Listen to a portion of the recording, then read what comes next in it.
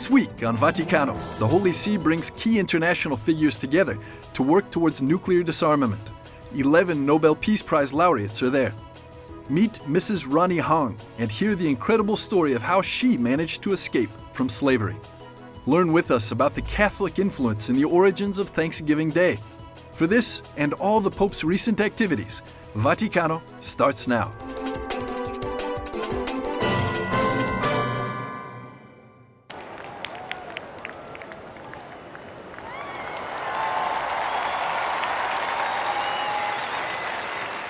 Faithful from all around the world gathered in St. Peter's Square for the Angelus prayer.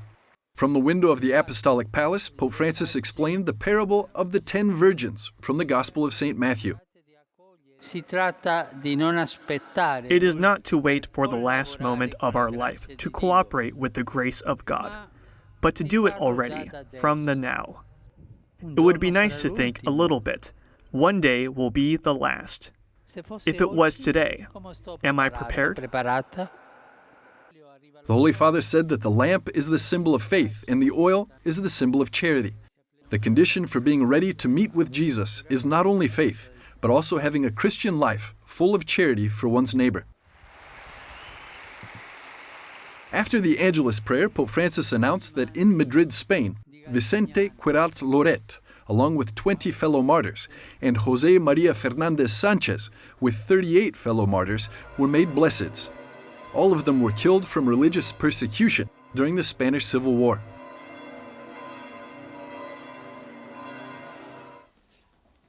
Pope Francis received credentials from the brand new ambassador of the Republic of Myanmar to the Holy See. Mr. San Luin is 62 years old. He's married and has 2 children. The diplomatic ties between the Holy See and the Republic of the Union of Myanmar were established just a few months ago on May the 4th, 2017. Pope Francis will travel to this Asian country at the end of this month, on November the 27th.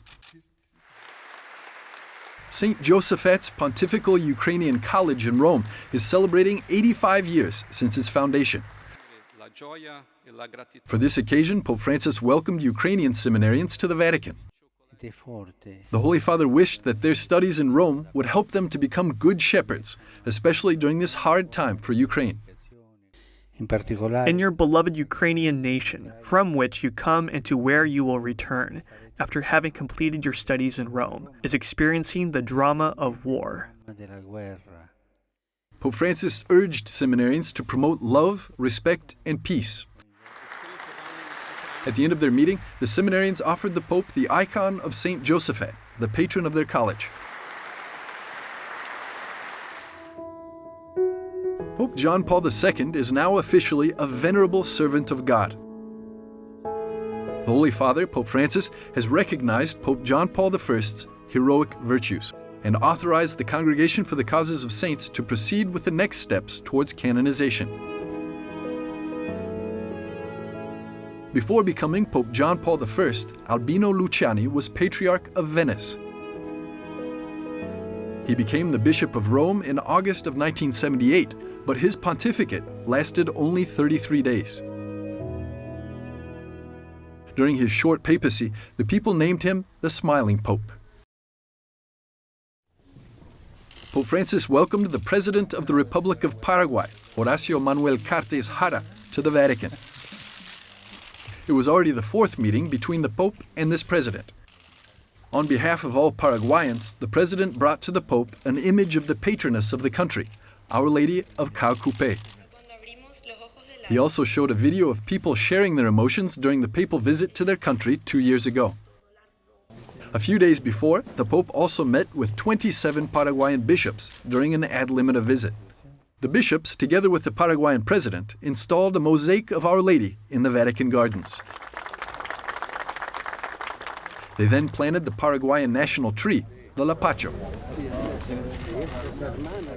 Monsignor Edmundo Mellid, president of the Paraguayan Bishops' Conference, shared with us the reason for this event.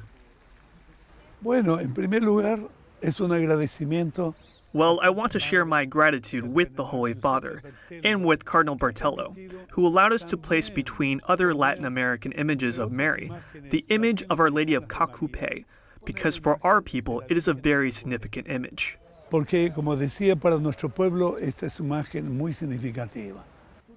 The Archbishop said that this image, together with Mary, also represents Paraguayan women who follow in the example of the Blessed Virgin and transmit the faith from one generation to the next.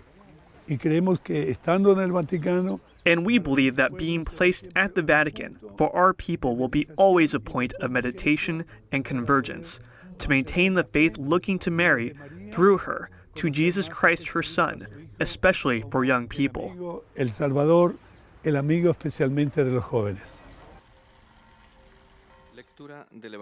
Have you ever wondered if it's acceptable to use cell phones inside a church or take pictures while Mass is being celebrated? While explaining the mystery of the Eucharist during his Wednesday general audience, Pope Francis shared his thoughts on the matter. Oppure perché a un certo punto il sacerdote... Why does the priest presiding at the celebration say at a certain point, "Lift up your hearts"? He does not say, "Lift up your cell phones to take a photo." Per prendere la fotografia, The Holy Father said that it's a very ugly thing, and it makes him sad to see many cell phones lifted up during the Eucharist.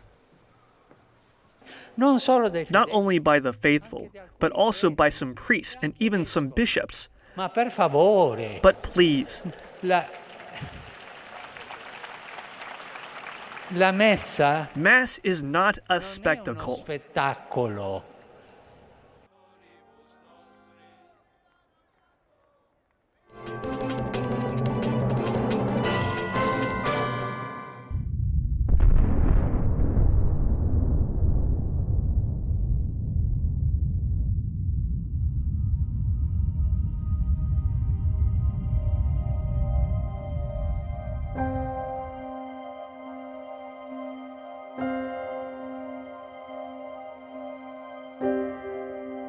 The Vatican's Dicastery for Promoting Integral Human Development held a two-day conference in Rome titled "The World Free of Nuclear Weapons."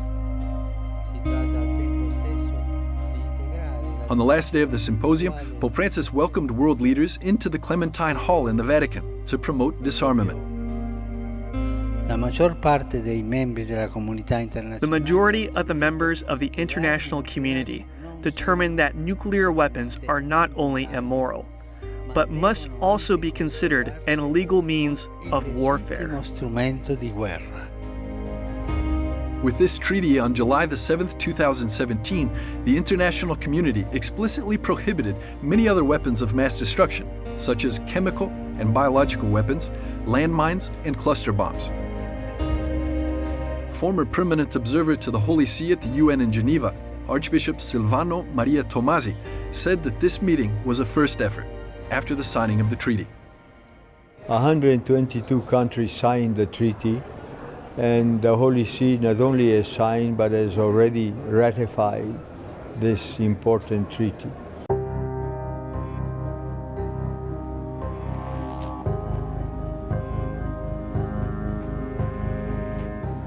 This meeting brought to the Vatican 11 Nobel Peace Laureates, UN officials, experts, and heads of civil and religious organizations, as well as survivors of nuclear detonations. Masako Wada was a small girl in Japan when the atomic bombing of Nagasaki happened. She doesn't remember the explosion, but she still carries the pain of having lost two siblings who died on that fateful day.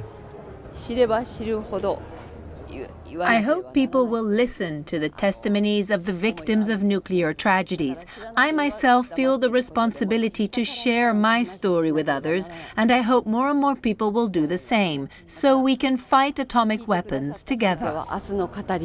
The majority of the countries of the world want peace based on mutual trust, a new style of international relations that is based on confidence, on a positive approach, rather than on the threat of mutual destruction. The Catholic Church is actively participating in promotion of disarmament, and this meeting was a clear example of the Church's effort. La Chiesa non si stanca. The Church does not tire from offering, and the actions it inspires, conscious that integral development is the beneficial path that the human family is called to travel. Del bene che la famiglia umana è chiamata a percorrere.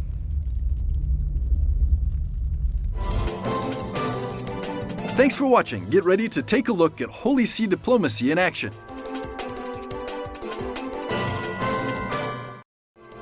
Welcome back. You're watching Vaticano.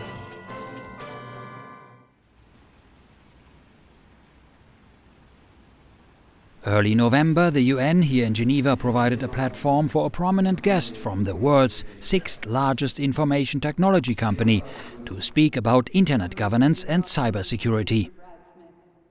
Brad Smith, President, Chief Legal Officer and Chief Compliance Officer of Microsoft, took the stage at the UN Assembly Hall.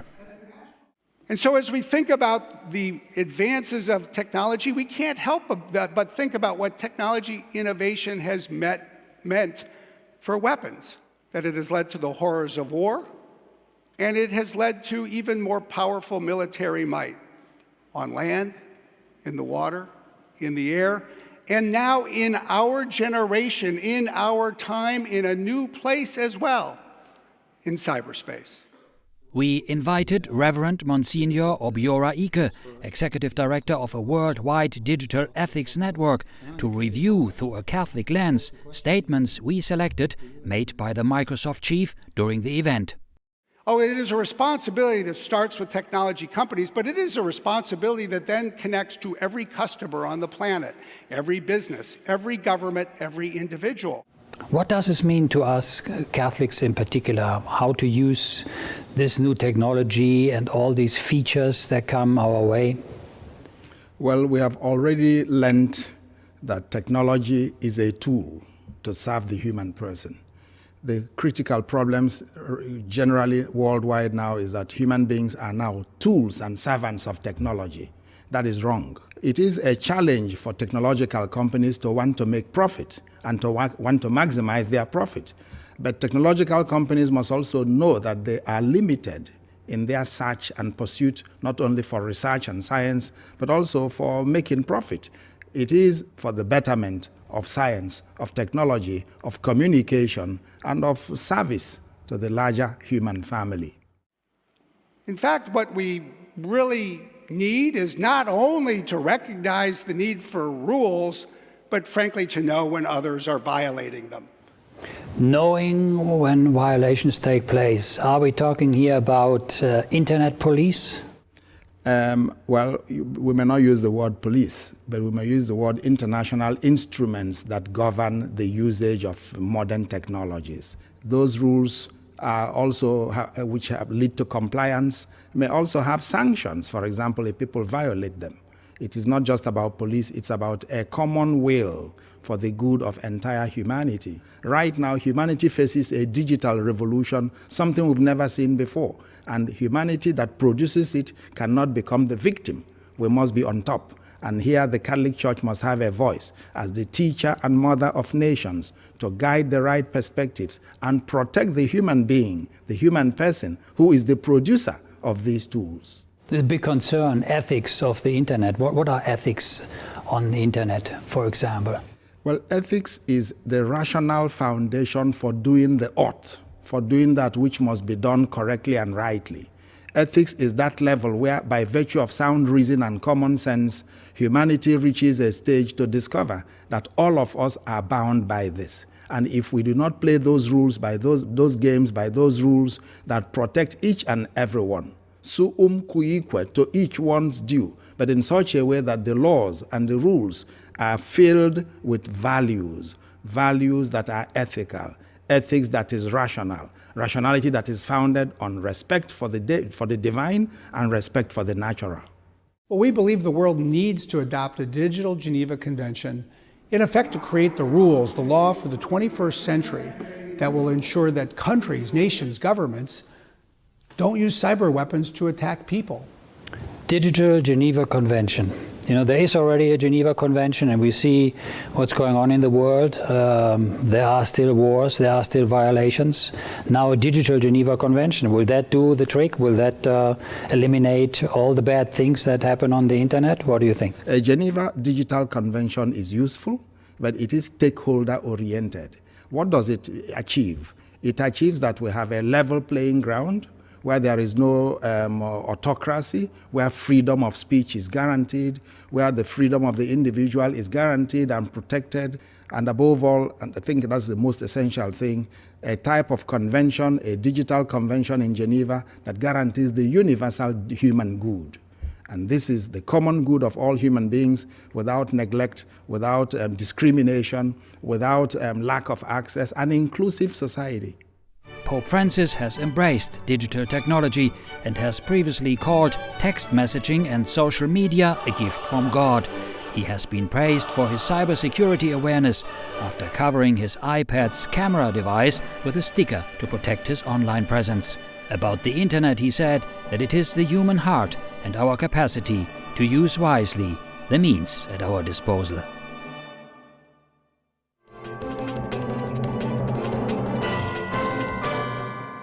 I speak for those without a voice. Rani Hong, the founder of two human rights advocacy organizations, the Troni Foundation and Rani's Voice, came to the Vatican with a special mission.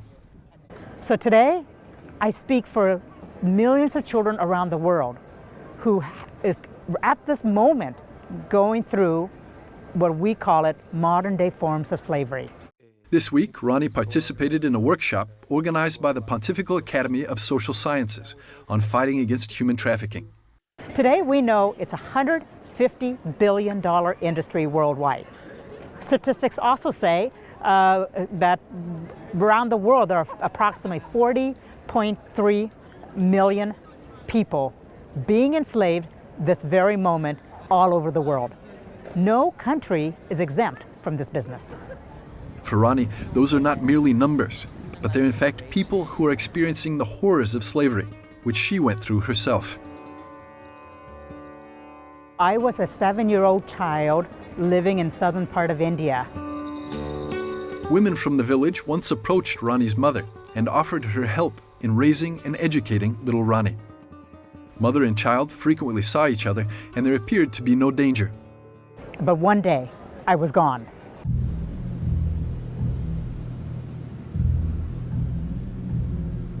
What had happened is this woman was just recruiting children in the streets of like India, getting the ownership of the child, and then they sold me to across the border to my new master.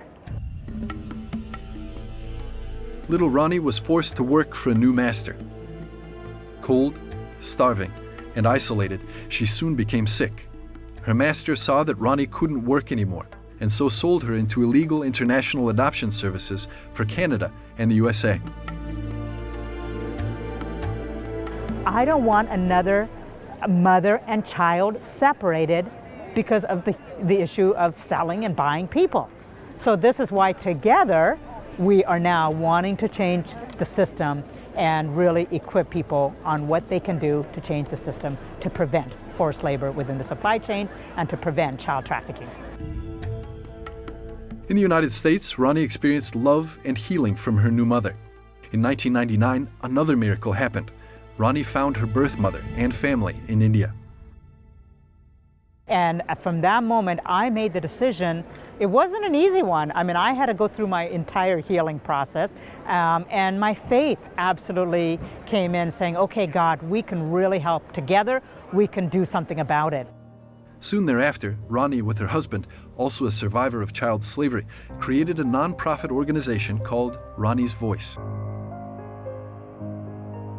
Join Rani's Voice to help children around the world and help us by creating the tools that is necessary for the public and the government as well. One practical initiative they've developed is called the Freedom Seal. So it's the first symbol in the world that represents freedom from slavery. If the company wants to adopt this seal, they should follow 3 rules. The first is to raise awareness for the problem, the second is to help society reintegrate victims, and the third is to watch their supply chain. We think slavery ended back in 1800. I'm here today to tell you slavery did not end. It still exists today. And yet we want to do something to help prevent from this trade from flourishing.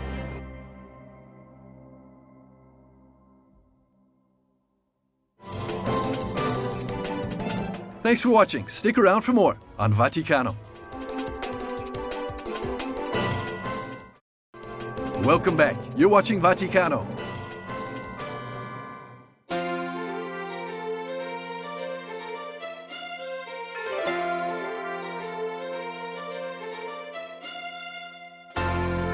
Thanksgiving is one of the most important holidays celebrated in the United States. On this day, the family gathers together for a special dinner to give thanks for their blessings and eat golden oven-roasted turkey.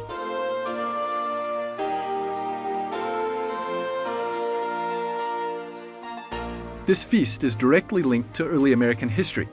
Although similar festivals occur in other countries such as Japan and Germany, even some non-American states have adopted this feast. The origins of Thanksgiving are very curious. Did you know that Catholics were involved in creating this feast? Father John Walk, professor of literature at the Pontifical University of the Holy Cross, explains its Christian origins. The origins of Thanksgiving in the Plymouth colony in Massachusetts have to do with the good relationship between the first Pilgrim Fathers and the local Indian tribes, the Wampanoag tribe, which was actually mediated by an Indian named Squanto, who it turns out was a Catholic, and he was actually responsible for pretty much saving the Pilgrim Fathers. He taught them how to fish, what plants and things that they could eat, how to fertilize corn properly so that it would grow. They were starving to death there. They really didn't know how to survive. But how did the Pilgrim Fathers find a Catholic Native American who spoke English? He had been captured over 10 years earlier by English pirates and sold into slavery in Spain. And while he was in Spain, he was converted by friars who then freed him, sent him through London, and he came back to the United States, to the colonies, only to find that his tribe had been decimated by an epidemic. And he was living there alone when the Pilgrim Fathers arrived in Plymouth, and they were shocked to find an Indian there who spoke perfect English and was able to help them very effectively. Squanto was both a Native American and a Catholic. He lived both in America and in Europe. So he was a perfect figure to be an ambassador between the Pilgrim Fathers and Native Americans. And he was also instrumental in negotiating the relationships with the local tribe, the Wampanoag tribe, and the Pilgrim Fathers. And they enjoyed a long period of peace. And it was the Thanksgiving dinner, that harvest feast of 1621, really, with the Indians that established that bond between the Pilgrim Fathers and the local Indians.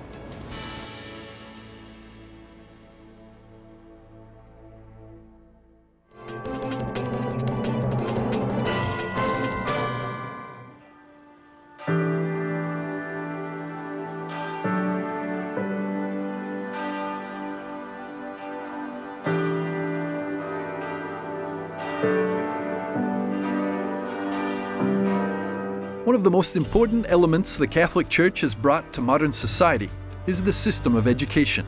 Historical education centers such as the University of Oxford, England, Sorbonne University in France, and the University of Salamanca in Spain have their origins in the Catholic Church. To supervise the educational system, the Vatican established the Congregation for Catholic Studies, which has operated in one form or another since 1588. Times have changed, though, and many universities have lost their Christian roots. But the Church is still offering its age-old educational tradition to the modern world through pontifical universities. But what's the essential difference between a Catholic education and a secular one?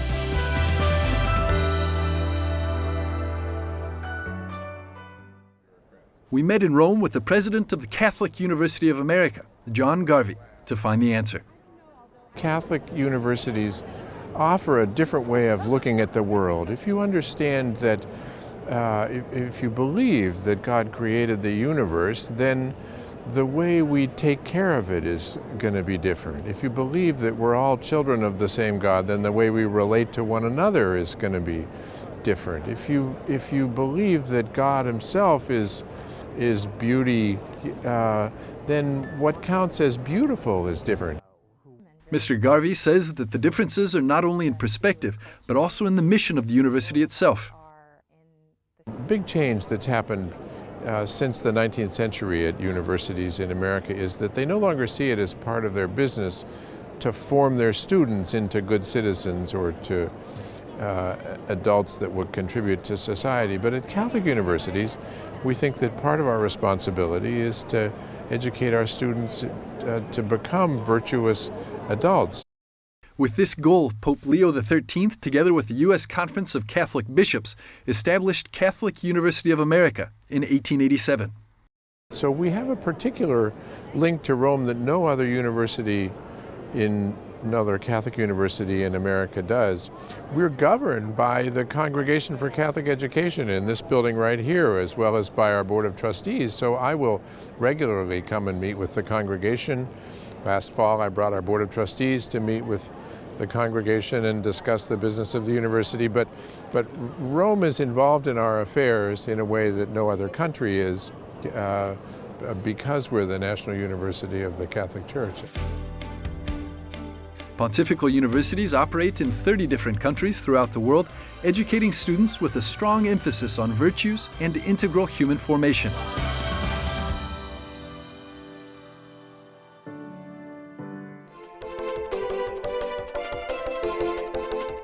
Join us next week on Vaticano and get an exclusive look inside the Order of Malta. Thanks for watching.